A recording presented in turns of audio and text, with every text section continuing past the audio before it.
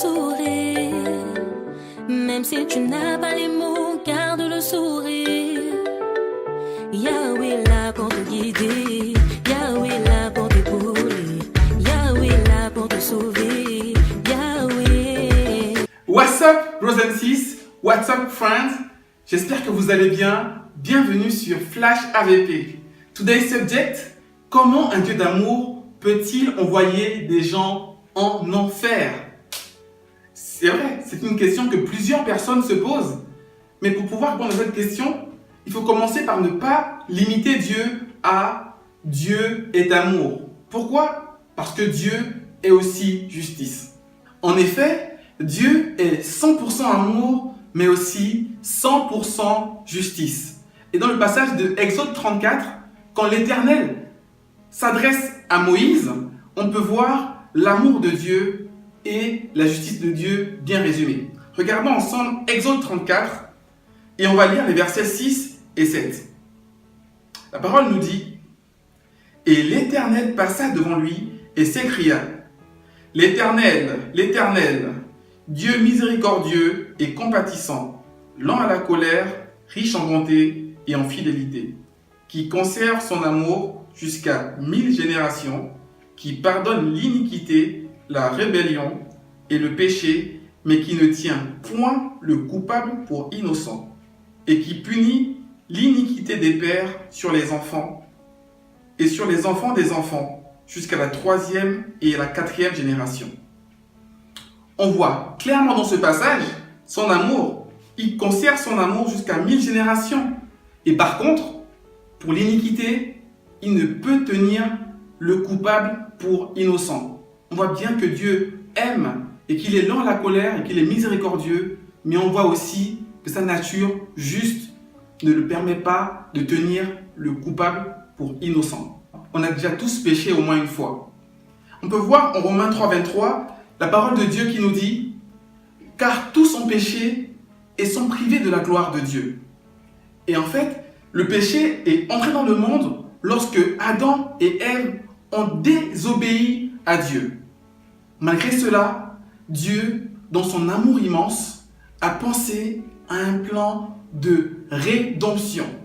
On peut voir cela quand Dieu annonce son jugement à Satan, donc au serpent. Il dit que la postérité de la femme lui écrasera la tête et que lui blessera le talon de la postérité de la femme. Lisons ensemble ce passage qui se trouve en Genèse chapitre 3 au verset 14.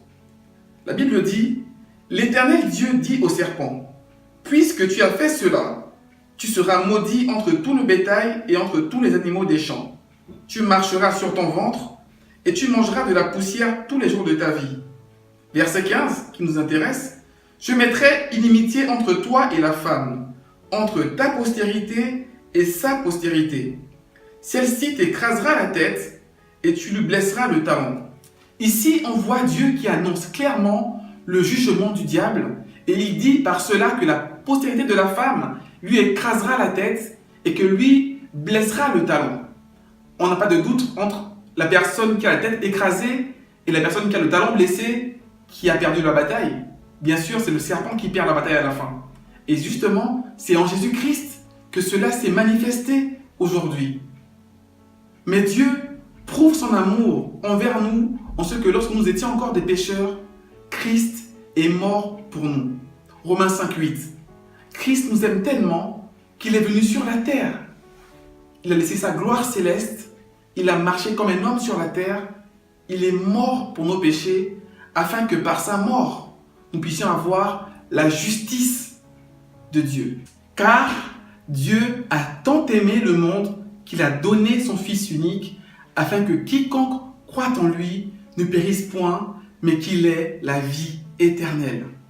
Dieu a tellement aimé l'homme qu'il a dû trouver une solution pour que l'homme soit sauvé alors qu'il est pécheur, tout en restant un Dieu juste. Et après Jean 3,16, on peut prendre ensemble 2 Corinthiens 5,21 qui dit que celui qui n'a point connu le péché, il l'a fait devenir péché pour nous, afin que nous devenions en lui justice de Dieu. Alors, ce passage dit simplement que Christ a vécu sur la terre sans péché. Il était juste du début à la fin. Donc, son sacrifice sur la croix était un sacrifice pur. Et Dieu a déversé sa colère sur son propre Fils. C'est pour cela que quiconque croira en lui, la justice que Christ a manifestée sur la terre lui sera appliquée. Et lorsque Dieu te verra, si tu crois en Christ, il ne te verra plus toi avec tes péchés, il verra son Fils qui a porté tes péchés. Donc il te verra juste. Et c'est comme cela que tu seras sauvé. J'aimerais vous faire remarquer que sur la croix, Jésus a vécu l'enfer au moment où Dieu a été séparé de lui. Il a vécu pour la première fois la séparation d'avec son Père. C'est pour cela qu'en Matthieu 27, 46, il dit « mon Dieu, pourquoi m'as-tu abandonné ?» Le Père a détourné le visage du Fils parce que le Fils portait sur lui mes péchés. Parce qu'il portait sur lui tes péchés si tu mets ta foi en lui aujourd'hui. Lisons ensemble ce qu'il a dit dans ce passage. Matthieu 27, verset 46. Et vers la 9e heure, Jésus s'écria d'une voix forte, « Élie, Élie, lama sabachthani » c'est-à-dire, « Mon Dieu, pourquoi m'as-tu abandonné ?» Dieu a abandonné son Fils parce qu'il portait sur lui tes péchés, parce qu'il portait sur lui mes péchés. C'est pour cela que si tu mets ta foi en lui, réellement tes péchés ont été effacés. J'aimerais vraiment insister sur ce que Christ a subi sur la croix, cette séparation avec son Père. Il l'appelle « mon Dieu, mon Dieu ». Vous vous rendez compte? Il a toujours appelé mon Père. Et à cet instant difficile, il a appelé mon Dieu. Il n'y avait plus de communion entre lui et le Père. Christ a pris notre place sur la croix. Il a payé pour nous sur la croix et son sacrifice a apaisé la colère de Dieu. L'amour de Dieu est à votre disposition aujourd'hui. Si vous reconnaissez que vous êtes pécheur, si vous reconnaissez que par vos propres œuvres, par vos propres moyens, vous ne pourrez pas vous racheter et malgré vos œuvres, vous serez quand même en enfer. Si vous croyez que Christ a payé pour vous sur la croix, eh bien, l'amour de Dieu va vous envelopper et vous serez sauvés. La Bible dit en Romains 19, si tu confesses de ta bouche le Seigneur Jésus-Christ, si tu crois dans ton cœur que Dieu l'a ressuscité des morts, tu seras sauvé. C'est la foi en Jésus-Christ seul qui peut te sauver de l'enfer. Et c'est là que Dieu manifeste son amour pour l'homme. Cependant, si la mort vous trouve, ou si Christ revient, avant que vous n'ayez mis votre foi dans son sacrifice parfait, eh bien, vous allez être fustigés par la justice et la colère de Dieu. Prenons ensemble Jean 3 au verset 36. Jean 3, 36 nous dit « Celui qui croit au Fils a la vie éternelle. Celui qui ne croit pas au Fils ne verra point la vie, mais la colère de Dieu demeure sur lui. » Celui qui croit au Fils a la vie éternelle. Il est sauvé. Mais celui qui ne croit pas au Fils n'a pas la vie éternelle. Ça veut dire qu'il va en enfer, car la colère de Dieu demeure sur lui. Cher ami, si aujourd'hui tu n'as pas encore accepté Christ comme ton sauveur personnel, sache que la colère de Dieu demeure sur toi.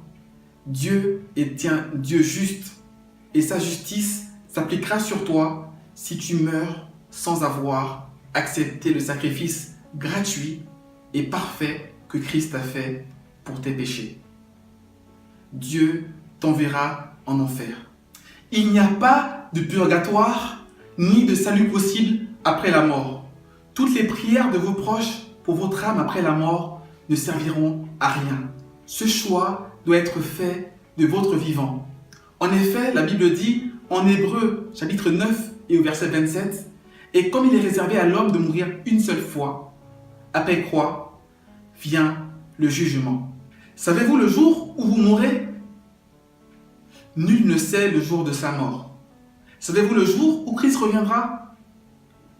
Nul ne sait le jour où Christ reviendra. Je vous en supplie, soyez réconciliés avec Dieu aujourd'hui. C'est aujourd'hui le jour du salut. Alors, mettez votre confiance en Jésus-Christ pendant qu'il est encore temps. En résumé, tout homme est pécheur et donc destiné à l'enfer éternel. Mais Dieu est amour. Et dans son amour, il a tant aimé le monde qu'il a envoyé son Fils unique afin que quiconque croit en lui ne périsse point, mais qu'il ait la vie éternelle. Jean 3,16. Cependant, Dieu est justice. Et si vous ne mettez pas votre foi dans le sacrifice de Jésus-Christ, Dieu vous jugera et vous irez en enfer. Chers amis, la balle est dans votre camp. Si vous m'écoutez en ce moment, c'est que vous êtes encore en vie. Vous pouvez encore vous réconcilier avec Dieu. Je vous en supplie, dès aujourd'hui, dès l'instant où la vidéo termine, priez et demandez à Christ de vous sauver de vos péchés. Reconnaissez que vous êtes pécheur et que par vos propres moyens, vous ne pouvez pas hériter le royaume de Dieu. Vous ne pouvez pas hériter le paradis. Priez avec vos propres mots et demandez à Christ de vous sauver. Que la parole de Dieu touche votre cœur dès maintenant. N'hésitez pas à m'écrire si vous avez des questions. Je suis prêt à vous répondre. Que Dieu vous bénisse. Au nom de Jésus-Christ, notre Seigneur et Sauveur. Amen.